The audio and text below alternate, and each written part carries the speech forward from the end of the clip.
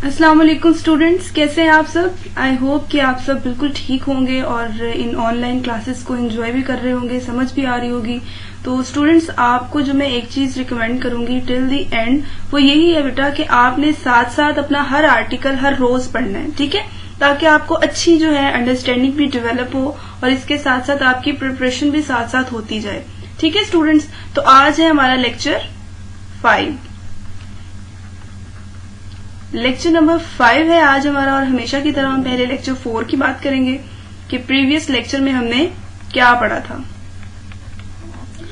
तो बेटा previous lecture number 4 में हमने क्या पढ़ा था। हमने रिजल्टेंट वेक्टर से स्टार्ट लिया था, रिजल्टेंट वेक्टर, ठीक है।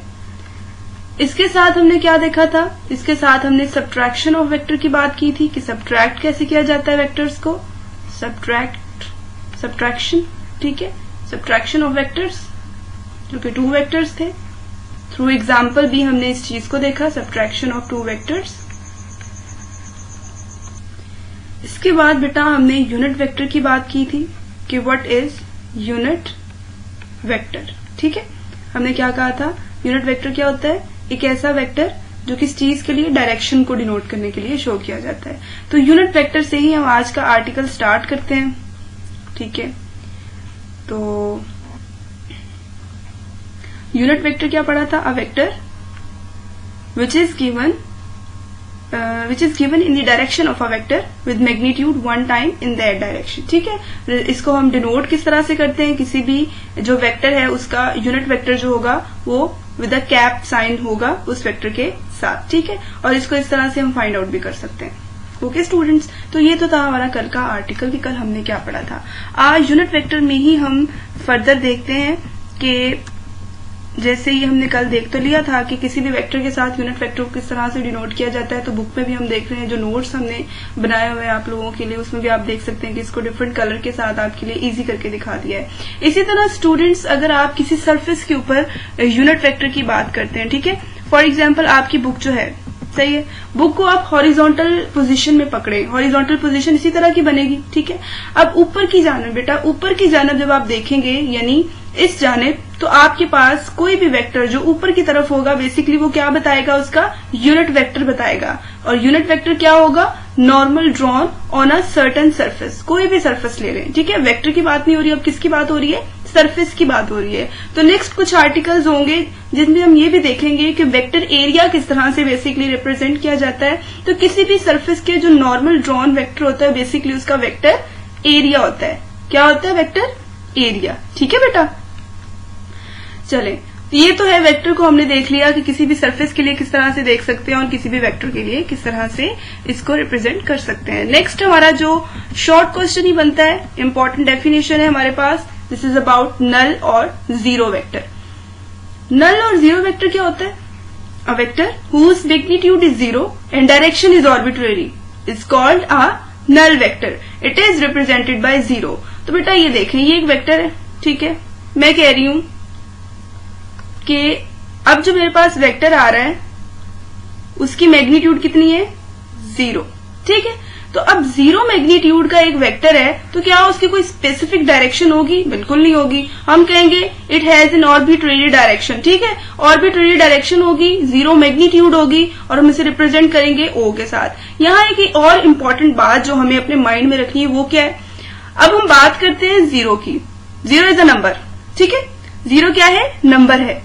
मैथमेटिक्स में हम 0 जो है हमारा लीस्ट जो है रियल डिजिट है। 0 के बाद नेगेटिव नंबर स्टार्ट हो जाते हैं जो कि इमेजिनरी नंबर्स होते हैं। रियलिटी में जो एग्जिस्ट करते हैं नंबर्स, उनमें 0 जो है हमारा लीस्ट पे है, ठीक है, लास्ट डिजिट है।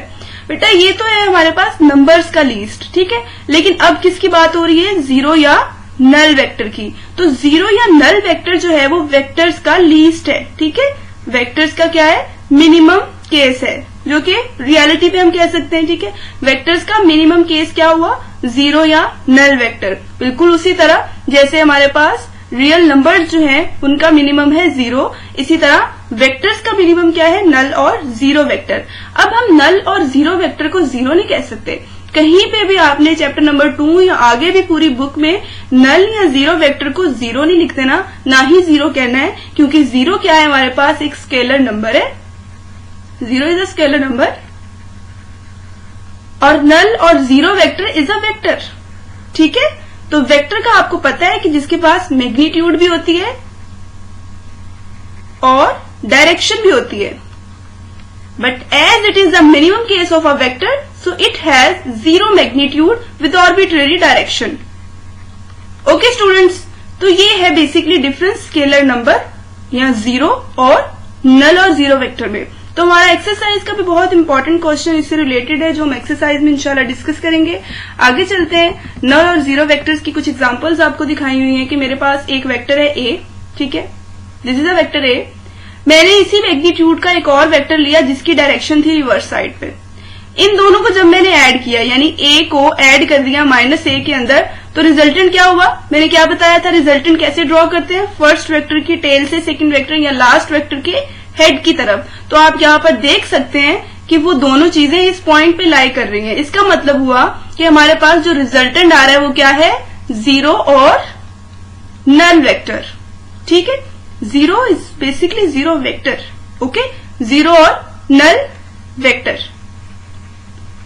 सही है स्टूडेंट्स, तो ये है हमारे पास एग्जाम्पल। ठीक है, इसके अलावा अब हमने बात की थी एडिशन ऑफ टू वेक्टर्स की। अगर हमें टू से ज्यादा वेक्टर्स दिए हों, ठीक है, जैसे फॉर एग्जाम्पल ये हमें 4 वेक्टर्स दिए हुए, ठीक है, इस तरह से हमने इनको ऐड करना है। ये फर्स्ट वेक्टर है, ये सेकंड वेक्टर है, ये थर्ड वेक्टर और ये फोर्थ वेक्टर है। हमने इनको अब ऐड करना है। हम इससे पहले कितने वेक्टर्स को ऐड कर चुके हैं, 2 वेक्टर्स को ऐड कर चुके हैं, ए और बी को। हमने कहा था कि जो सेकंड वाला आपका वेक्टर होगा उसको आपने फर्स्ट वाले वेक्टर की हेड से उसकी टेल को मिला देना है। ठीक है, और लास्ट स्टेप हमने क्या कहा था, हमने कहा था फर्स्ट वाले वेक्टर की टेल को लास्ट वाले वेक्टर के हेड से मिला देना है, ये आपका रिजल्टेंट आ जाएगा।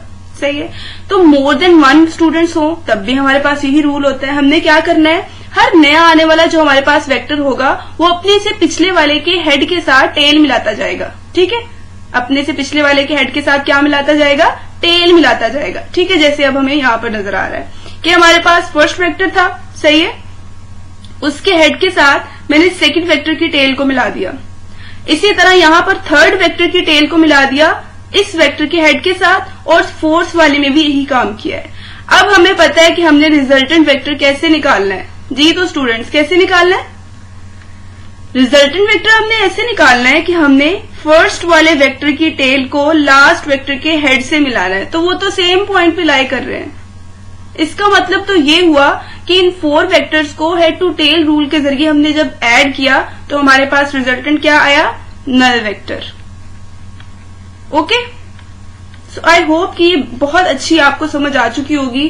थ्रू एग्जाम्पल्स भी मैंने इसको एक्सप्लेन कर दिया कि नल वेक्टर क्या है और डिफरेंट एग्जाम्पल्स में हम किस तरह से इसको देख सकते हैं। ठीक है, इसके बाद हमारा अगला जो शॉर्ट क्वेश्चन बनता है that is about equal vectors.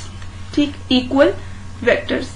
Vector subtraction में भी हम इसको देख चुके हैं कि एक हमारे पास वेक्टर था अपवर्ड डायरेक्शन में, उसी मैग्नीट्यूड का एक और वेक्टर आया डाउनवर्ड डायरेक्शन में, और हमने कहा कि ये दोनों इक्वल नहीं है। इसीलिए हमने कहा कि वेक्टर सब्ट्रैक्शन जो है वो क्या है, नॉन कम्यूटेटिव है। Vector subtraction was non commutative.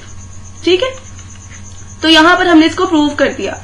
तो यहीं से हमें ये बात समझ आ गई थी कि अगर वेक्टर जो है वो सेम डायरेक्शन है, सॉरी सेम मैग्नीट्यूड है बट ऑपोजिट डायरेक्शन है, लेकिन वो इक्वल नहीं है। रीजन क्या है, क्योंकि वेक्टर क्वांटिटीज को इक्वल होने के लिए मैग्नीट्यूड के साथ साथ डायरेक्शन भी सेम रखनी पड़ती है, regardless of the position of their initial points. इसका क्या मतलब हुआ कि मेरे पास ये 2 वेक्टर्स हैं, ये इस पॉइंट से इनिशिएट हो रहा है, शुरू हो रहा है, किस पॉइंट से, ए पॉइंट से।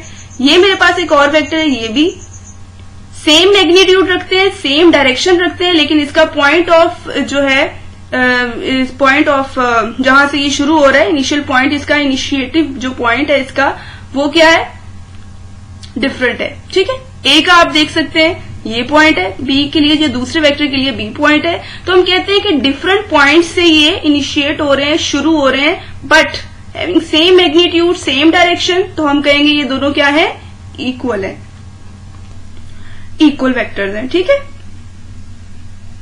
तो यहां से हमें डेफिनेशन भी पता चल गई और हमने इसको देख भी लिया। एग्जाम्पल में आपको बताया हुआ है कि ए और सी, ठीक है, यहां पर हमने 2 वेक्टर्स लिए ए एंड सी। ए और सी क्या है, सेम मैग्नीट्यूड के हैं और सेम डायरेक्शन में आपको नजर भी आ रहा है। इसका पॉइंट ऑफ या इसका इनिशियल पॉइंट ये है, इसका इनिशियल पॉइंट ये है, डिफरेंट इनिशियल पॉइंट्स हैं लेकिन सेम मैग्नीट्यूड सेम डायरेक्शन होने की वजह से दोनों इक्वल हैं। Is that clear students?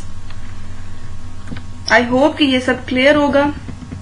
इससे आगे आ जाते हैं स्टूडेंट्स हमारे एमसीक्यूज। अब यहाँ पर मार्फा कॉलेज में हम क्या करते हैं कि हम आर्टिकल्स के साथ साथ तो आपको बताते जाते हैं कि ये चीज जो है ये एमसीक्यू पॉइंट ऑफ व्यू से इम्पोर्टेंट है, इसके साथ साथ हम आपको मार्क भी करवा देते हैं। लेकिन स्टूडेंट्स की आसानी और बेटर जो है प्रिपरेशन के लिए हम क्या करते हैं, क्योंकि बहुत सारे स्टूडेंट्स होते हैं, फॉर एग्जांपल आपका कोई लेक्चर मिस हो गया, ठीक है, आप वो आके नेक्स्ट डे क्लियर भी कर सकते हैं, ये भी ऑप्शन होता है। दूसरा ऑप्शन ये भी होता है कि आपकी जो है उस चीज को कंपनसेट करने के लिए भी हम लोगों ने कुछ स्टेप्स जो है वो उठाए होते हैं। जैसे आपने फॉर एग्जाम्पल कोई लेक्चर मिस कर दिया, आपको नहीं पता चला कि एमसीक्यू पॉइंट ऑफ व्यू से कौन सी चीज इंपॉर्टेंट है, तो स्टूडेंट्स हमने एमसीक्यूज के लिए आपके लिए आपकी आसानी के लिए फर्दर जो है एमसीक्यूज बनाए होते हैं जिसमें आपको बेहतर तरीके से आपको आइडिया हो जाएगा। अब ये क्या होता है, ये मैं स्टूडेंट्स के साथ कुछ डिस्कस भी कर लेती हूँ, ठीक है, कुछ उनको कह देती हूँ कि आपने घर से पढ़ के आना है, क्योंकि बहुत सारी चीजें ऐसी हैं जो मैं आपको ऑलरेडी बता चुकी हूँ, ठीक है, आपका जो लेक्चर है उसमें मैं बता चुकी हूँ। अब फॉर एग्जाम्पल अगर मैं कहूँ कि mathematically the unit vector is given by, तो आज जब हमने यूनिट वेक्टर से स्टार्ट लिया था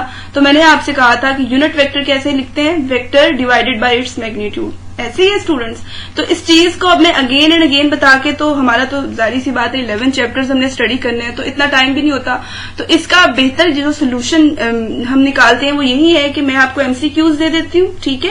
अब आपको अगर कोई एमसीक्यू समझ नहीं आ रहा तो आपने नेक्स्ट डे आके मुझसे पूछना है, ठीक है, पूछना है, ठीक है। ऐसे स्टूडेंट्स पूछते हैं, ऑब्वियसली फिर उनकी अंडरस्टैंडिंग जो है वो बेटर होती है। फिर जारी सी बात है जब हम एक दफा आपको बता चुके हैं तो ये आपने खुद करने हैं, ठीक है। जैसे मैं आपको यहाँ पर बताती चलूं, which one is a vector quantity, तो हमें पता है कि लेंथ जो है वो वेक्टर क्वांटिटी नहीं है। जब हमने वेक्टर क्वांटिटीज वाला स्टार्ट में जो शॉर्ट क्वेश्चन पढ़ा था उसमें ही हमने देख लिया था कि वेलोसिटी जो थी हमारी वेक्टर क्वांटिटी थी। मैंने आपको वहां भी बताया था कि आपको 3 एमसीक्यूज जो होंगे वो रॉन्ग बताए होंगे, एक आपका करेक्ट होगा। तो आपको अगर अच्छे से वो ऊपर वाली क्वांटिटीज जो हमने पढ़ी थी वो याद होंगी तो आप इजीली इसको क्या कर लेंगे, मार्क कर लेंगे, ठीक है स्टूडेंट्स। चले, तो ये तो थे हमारे एमसीक्यूज, इंपॉर्टेंट एमसीक्यूज सारे के सारे। बहुत ज्यादा एमसीक्यूज भी नहीं है कि बच्चों से प्रिपेयर ना हो सके या बच्चे एक दिन में कर ना सके। जैसे आपको यहाँ पर भी नजर आ रहा है कि जो रिपीटिव एमसीक्यूज हैं डिफरेंट बोर्ड्स के अंदर, ठीक है, हमने वो एमसीक्यूज यहाँ पर आपके लिए अरेंज किए हुए ताकि आपकी बेहतर तैयारी हो सके और एक बेहतर प्लेटफॉर्म आपको मिल सके बोर्ड एग्जाम्स के लिए, ठीक है स्टूडेंट्स। तो ऑलमोस्ट हमारे पास 20 एमसीक्यूज हैं फ्रॉम डिफरेंट बोर्ड्स। चलें, तो यहां तक हमने पढ़ लिया। आज का जो हमारा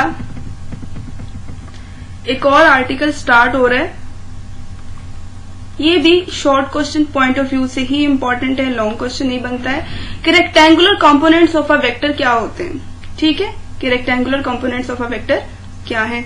रेक्टेंगुलर से सबसे पहले हमें ये पता होना चाहिए कि रेक्टेंगुलर कंपोनेंट्स कौन से होते हैं।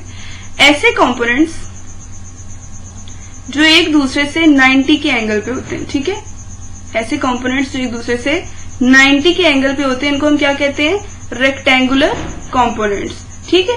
तो उसके ये तो हमें पता चल गया कि ये तो है रेक्टेंगुलर कंपोनेंट। उसके बाद कंपोनेंट ऑफ वेक्टर की बात करते हैं कि कंपोनेंट ऑफ अ वेक्टर होता क्या है बेसिकली। तो स्टूडेंट्स यहाँ एग्जाम्पल के थ्रू मैं आपको पहले समझाती हूँ, उसके बाद मैं आपको यहां से भी बताती हूँ कि किस तरह से हम रिलेट कर सकते हैं इस एग्जाम्पल को इस डेफिनेशन के साथ। यहां पर एक मेरे पास वेक्टर है ए, ठीक है। अब ना ही तो ये एक्स एक्सिस के ऊपर है ना ही ये वाई एक्सिस के ऊपर है, तो मुझे कैसे पता चलेगा कि एक्स एक्सिस के अलोंग कितने यूनिट्स मूव कर चुका है कोई भी पार्टिकल जो कि इस वेक्टर से हम डिनोट कर रहे हैं। या कोई भी फॉर एग्जांपल मैं कहती हूँ कार है, ठीक है, कार है, वो यहां से चलना स्टार्ट हुई है, यहां पर रुक गई है। अब इसकी वेलोसिटी एक वेक्टर क्वांटिटी है और वेक्टर क्वांटिटी या उस वेलोसिटी के बारे में हमने ये ग्राफ ड्रॉ किया हुआ है, ठीक है। अब मुझे कैसे पता चलेगा कि यहाँ पर क्या वैल्यू आ रही है, यहाँ पर क्या वैल्यू आ रही है? ठीक है, कैसे पता चलेगा? ऑब्वियसली जब हम ग्राफ ड्रॉ करते हैं तो हम क्या करते हैं, यहाँ पर एक परपेंडिकुलर ड्रॉ करते हैं, यहाँ पर भी करते हैं, इस पॉइंट पे वैल्यू देख लेते हैं, इस पॉइंट पे वैल्यू देख लेते हैं। तो बेटा इस वेक्टर का ये पार्ट जो एक्स एक्सिस के अलोंग इसने कवर किया, इसको effective value long x axis कहेंगे। ठीक है, इसी तरह इस वेक्टर का अलोंग वाई एक्सिस जो इफेक्टिव पार्ट है उसको हम वाई एक्सिस के अलोंग डिस्टेंस कवर्ड कहेंगे। ठीक है, समझ आ गई बात की? सो ये जो इफेक्टिव पार्ट्स हैं इनको हम क्या कहते हैं, कंपोनेंट ऑफ अ वेक्टर। ठीक है, the effective value of a vector in a given direction is called component of a vector. So यहाँ पे हम किस तरह से किसी भी वेक्टर की इफेक्टिव वैल्यू निकाल सकते हैं, हम वेक्टर को स्प्लिट कर सकते हैं यानी डिवाइड कर सकते हैं इनटू 2 और मोर पार्ट्स। जैसे मैंने यहाँ पर आपको करके भी दिखाया कि मैं प्लेन में थी तो मैंने प्लेन में कहा कि 2 एक्सिस होते हैं, 2 एक्सिस होने की वजह से मैं कह रही हूँ कि जो एक्स एक्सिस के अलोंग इफेक्टिव वैल्यू उसको किस तरह से ड्रॉ कर सकते हैं, like this, bye drawing a projection. यहाँ हम कहते हैं कि उसके लास्ट पॉइंट से आप एक परपेंडिकुलर ड्रॉ करा लें जिस भी डायरेक्शन में आप उसकी इफेक्टिव वैल्यू देखना चाह रहे हैं। ठीक है, फॉर एग्जांपल मैं एक्स एक्सिस में देखना चाह रही थी तो मैंने यहाँ पर एक परपेंडिकुलर ड्रॉ करा दिया। मैं वाई एक्सिस के अलोंग देखना चाह रही थी तो मैंने वाई एक्सिस पे उस पॉइंट से वाई एक्सिस पे एक परपेंडिकुलर ड्रॉ करा दिया। ठीक है, परपेंडिकुलर का तो आपको पता ही होगा कि परपेंडिकुलर क्या होता है, परपेंडिकुलर क्या होता है। फॉर एग्जाम्पल ये एक लाइन है, इस पर परपेंडिकुलर होगी कोई भी ऐसी लाइन जो 90 के एंगल पे हो। ठीक है, तो मैं बेसिकली क्या कर रही हूँ, इस लाइन पे, यहाँ पर ये जो है ना ये हमारी रेड लाइन है। ठीक है, इस रेड लाइन पे यानी वाई एक्सिस पे या वाई डायरेक्शन में मैं इस कार की वेलोसिटी का कंपोनेंट फाइंड आउट करना चाह रही हूँ। तो मैंने क्या किया है, इस लाइन पे इस फाइनल पॉइंट से एक परपेंडिकुलर ड्रॉप करा लिया है। जिस पॉइंट पे ये इस लाइन को टच करेगा मेरे पास वो इसकी इफेक्टिव वैल्यू देगा। ठीक है, समझ आ गई बात की? So these parts are known as components of a vector. I hope कि आपको समझ आ गई होगी, इजी सी बात थी जिसको हमने काफी एक्सप्लेन कर लिया है। ठीक है, rectangular components of a vector, तो ऊपर भी मैं बता चुकी हूँ कि rectangular components of a vector ऐसे वेक्टर जो म्यूचुअली परपेंडिकुलर होते हैं। ठीक है, म्यूचुअली परपेंडिकुलर यानी उनके दरमियान एंगल 90 डिग्री का होता है। ठीक है, जैसे ये वेक्टर था, मैंने इसके 2 कंपोनेंट्स ऐसे जो ड्रॉप कराए, तो अगर आप देखें ये इस तरह से जो लाइन है इसके दरमियान एंगल क्या बनता है, 90 डिग्रीज। ठीक है स्टूडेंट्स, तो such components of a vector which are perpendicular to each other are called rectangular components. तो वही बात अगेन एंड अगेन हमने कर ली कि रेक्टेंगुलर कंपोनेंट्स क्या होते हैं। चलें जी, अब इस फिगर को हम समझ लेते हैं, खुद से ड्रॉ कर लेते हैं ताकि बेहतर जो है आपको समझ आ जाए। चलें हम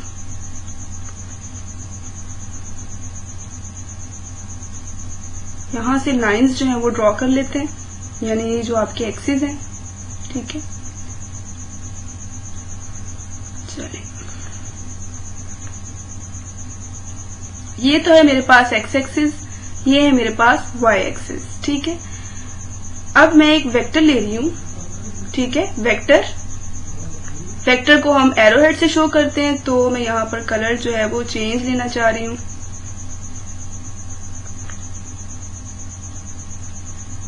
अगेन हम यहां से सिलेक्ट करेंगे,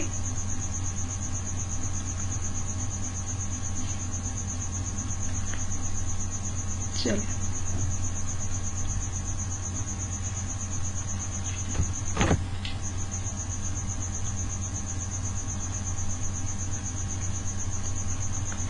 ये मैंने एक वेक्टर ले लिया। ठीक है, थोड़ी सी देर लग गई है, चलिए इसको हम कंपनसेट कर लेते हैं। ये मेरे पास एक वेक्टर ए। ओके, अब मुझे चाहिए ये ना ही तो एक्स एक्सिस पे अगेन ना ही वाई एक्सिस पे। ठीक है, मुझे इसकी इफेक्टिव वैल्यू चाहिए एक्स एक्सिस पे, यानी एक्स एक्सिस पे कितने यूनिट्स जो है ये मूव कर चुका है, वाई एक्सिस पे कितने यूनिट्स मूव कर चुका है। ठीक है, मुझे वो वैल्यू चाहिए। तो वैल्यू किस तरह से हम निकाल सकते हैं, अभी हमने कहा कि हम क्या करेंगे, इस वेक्टर को स्प्लिट कर देंगे इसके 2 पार्ट्स में। 2 पार्ट्स में क्यों, क्योंकि हम प्लेन में हैं। ठीक है, हम पेपर वर्क कर रहे हैं, हम प्लेन में हैं। प्लेन में हम जो है 2 कोऑर्डिनेट सिस्टम या 2 डायमेंशनल कोऑर्डिनेट सिस्टम के साथ डील करते हैं। तो यहाँ पर मैंने एक्स और वाई एक्सिस ली है आपके सामने, मुझे इसकी इफेक्टिव वैल्यू चाहिए या मुझे एक्स और एक्स वाई डायरेक्शन में इस जो कार है जो किसी भी वेलोसिटी से मूव कर रही है, इसकी इफेक्टिव वैल्यू चाहिए इस पॉइंट पे। तो इसको मैं क्या कहूंगी, मैं कहूंगी यहाँ पर इसकी जो है प्रोजेक्शन आप इस तरह से इसको ड्रॉप कराएं, ठीक है, परपेंडिकुलर ड्रॉप कराएं एक्स एक्सिस पे, जिस वैल्यू पे ये कट कर रहा है एक्स एक्सिस वाली लाइन को, वहां तक, यहां से वहां तक जो डिस्टेंस कवर हुआ है अलोंग एक्स एक्सिस, ये इसका एक्स कंपोनेंट होगा। This will be it's x component. अब ए एक्स हमने लिख दिया, ये इसका एक्स कंपोनेंट है। एक्स कंपोनेंट को हम ए एक्स से ही डिनोट करेंगे, लेकिन डायरेक्शन को हम स्पेसिफाई करने के लिए कौन सा यूनिट वेक्टर यूज करेंगे स्टूडेंट्स? आई यूनिट वेक्टर, ठीक है। कौन सा यूनिट वेक्टर है? I unit vector along x axis. इसी तरह अगर हम वाई एक्सिस के अलोंग देखें तो हम कहते हैं वाई एक्सिस के अलोंग 0 यानी ओरिजिन से यहां तक जो हमने परपेंडिकुलर ड्रॉ कराया है, इस पॉइंट तक जितनी वैल्यू आ रही है इसको हम effective value along Y axis कहेंगे, और y की निस्बत से हम इसको a y लिख देंगे। अगेन स्टूडेंट्स, हम y एक्सिस में मूव कर रहे हैं, y एक्सिस के अलोंग या y एक्सिस या y की डायरेक्शन में हम कंपोनेंट को देख रहे हैं, तो हम क्या कहेंगे, इसके साथ यूनिट वेक्टर कौन सा होगा?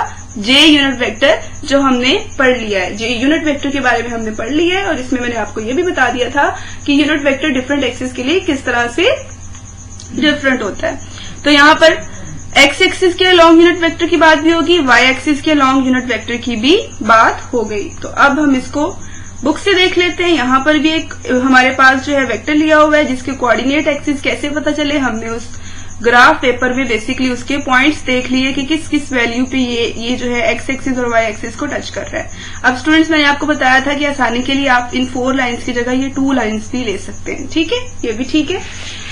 यहां तक मैंने आपको बता दिया कि ये एक्स एक्सिस के लॉन्ग है तो हमने इसको एक्स कंपोनेंट कह दिया, ये वाई एक्सिस के लॉन्ग है तो इसको वाई कंपोनेंट कह दिया। ये जो है ये यूनिट वेक्टर बेसिकली डायरेक्शन को बता रहा है, ठीक। तो इस चीज को हम देख चुके हैं, ओके। अब आगे हमने क्या करना है,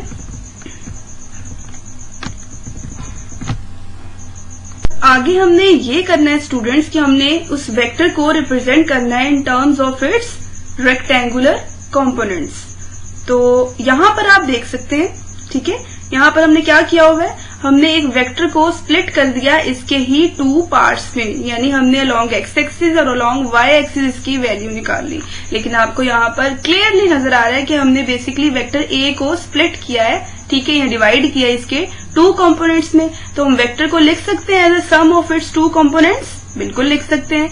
ए वेक्टर जो है ये इक्वल है ए एक्स आई, यानी इस वेक्टर का component along x axis plus a y j along Y axis, ठीक है। तो ये है हमारे पास इक्वेशन 1। इसके साथ साथ हमने कुछ फॉर्मूलाज निकालने हैं, कुछ हमने एक्स कंपोनेंट फाइंड करना है कि अगर हम इन टर्म ऑफ एंगल की बात करें, यानी यहाँ पर मैं कह रही हूँ कि ये जो कार मूव कर रही है, फॉर एग्जांपल मैं एग्जांपल के तौर पर आपको बता रही हूँ, यहाँ पर एक गाड़ी जो ये कार है मूव कर रही है by making angle theta with its reference और एक्स एक्सिस, ठीक है। अब मुझे इसके लिए कोई वैल्यू निकालनी है। वैल्यू निकालने के लिए मैं क्या कर रही हूँ, मैं यहाँ पर डिफरेंट पॉइंट्स को नेम दे रही हूँ। फॉर एग्जाम्पल मैं कह रही हूँ ये है ए पॉइंट, ठीक है, ये है मेरे पास बी पॉइंट और ये है मेरे पास सी पॉइंट, ठीक है। अब आप इन टर्म्स ऑफ एंगल बताएं कि इसके एक्स कंपोनेंट की क्या वैल्यू है,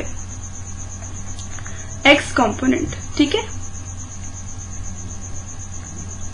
ठीक है। एक्स कंपोनेंट से पहले एक और बात, जिस तरह हमने यूनिट वेक्टर के टर्म में वेक्टर को लिख लिया, इस डायग्राम को देखते हुए हम ये भी लिख सकते हैं कि ओ बी जो है which is vector, O B किसके इक्वल है जी स्टूडेंट्स, ओ बी जो है वो बेसिकली वेक्टर ही है ना, वेक्टर ए को शो कर रहा है ओ बी, तो ओ बी इक्वल किसके हुआ, ओ ए प्लस ओ सी, यानी ओ बी इक्वल है ओ ए प्लस ओ सी। ये तो है वेक्टर को लिख लिया। अब यहाँ पर हम क्या कहते हैं, हम कहते हैं कि अगर ए वाली जो है हमने फाइंड आउट कर रहा है एक्स कंपोनेंट, तो हम ये वाली ट्रायंगल क्यों नहीं कंसीडर कर सकते, बिल्कुल कर सकते हैं। हम ये वाली ट्रायंगल कंसीडर कर लेंगे, जिसको मैं ड्रॉ कर रही हूँ येलो के साथ। यहाँ पर मेरे पास ट्रायंगल आ गई है कि इन ट्रायंगल ओ बी या बी ओ ए, ठीक है, इन ट्रायंगल, चलिए तो इन ट्रायंगल ओ बी ए, ठीक है। ओ बी ए ट्रायंगल में अगर हम देखें तो हमारे पास एंगल क्या आ रहा है, थीटा, सही है। हमने फाइंड कौन सी करनी है वैल्यू, हमने फाइंड करनी है एक्स एक्सिस के अलॉन्ग इसके कंपोनेंट की वैल्यू। तो यहाँ पर हम कहते हैं कि एक्स एक्सिस के अलॉन्ग अगर कंपोनेंट की वैल्यू हमें चाहिए तो हम किस तरह से लिख सकते हैं स्टूडेंट्स? ट्रिग्नोमेट्री की कौन सी आइडेंटिटी है जो हमारे पास इन्वॉल्व कराती है हमारी बेस और हाइपोटेन्यूज को? तो हमें पता है वो क्या होती है, cause of theta.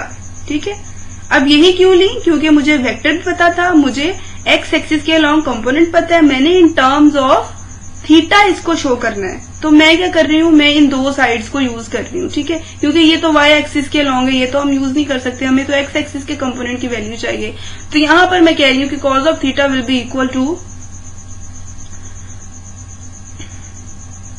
O A divided by O B. ये मैथमेटिकल, सिंपल मैथमेटिकल रूल है, आप सबको पता ही होगा। अच्छा, अब यहां से हम वैल्यू पुट कर देते हैं। ओ ए किसके इक्वल है? ए एक्स के इक्वल है। ठीक है, ओ बी किसके इक्वल है? ए वेक्टर की इक्वल है। सही है, this is equal to cos of theta. अब मुझे क्या चाहिए? ए एक्स की वैल्यू चाहिए। बेसिकली हम मैग्नीट्यूड की बात कर रहे हैं ना, हमें ए की मैग्नीट्यूड चाहिए या एक्स एक्सिस के अलॉन्ग जो कंपोनेंट है उसकी मैग्नीट्यूड चाहिए। तो मैं कहती हूँ a x will be equal to, ये जो हमारे पास वेक्टर ए है ये इधर जाके मल्टीप्लाई हो जाएगा ए कॉज ऑफ थीटा। तो ये मेरे पास वैल्यू आ गई है ए वेक्टर के एक्स एक्सिस की, या वेक्टर के ए वेक्टर के उस पोर्शन की जो कि एक्स एक्सिस के अलॉन्ग कवर किया है इस ऑब्जेक्ट ने यहां तक की मोशन में। तो आज का जो है मैं यहाँ पर ही लेक्चर जो है स्टॉप कर रही हूँ। हम रिव्यू ले लेते हैं कि आज हमने क्या पढ़ा है। हमने बेटा स्टार्ट किया है हमने स्टार्ट कहाँ से लिया था? यूनिट वेक्टर की एग्जांपल से ना। तो यूनिट वेक्टर की एग्जांपल ली थी हमने। ठीक है, इसके साथ हमने क्या देखा था? इसके साथ हमने लेट मी चेक,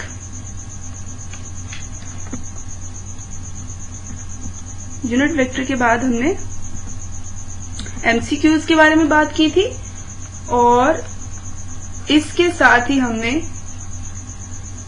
एक वेक्टर के जो है रेक्टेंगुलर कंपोनेंट्स को देखा था। ठीक है, कंपोनेंट्स ऑफ अ वेक्टर।